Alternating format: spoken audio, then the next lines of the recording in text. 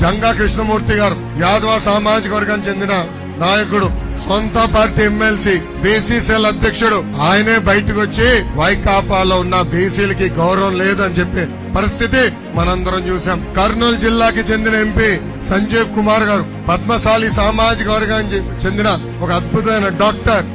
ఆయన ఏకంగా వైకాపా పార్టీలో బీసీ సోదరులకి చిన్న చూపు అని చెప్పే పరిస్థితి. ఇంకొక ఎమ్మెల్యే పార్థసారథి గారు చాలా సీనియర్ నాయకుడు. ప్రజలు నన్ను గెలిపించారు కానీ ముఖ్యమంత్రి గారు కనీసం నాకు అపాయింట్మెంట్ ఇవ్వలేదని చెప్పే పరిస్థితి.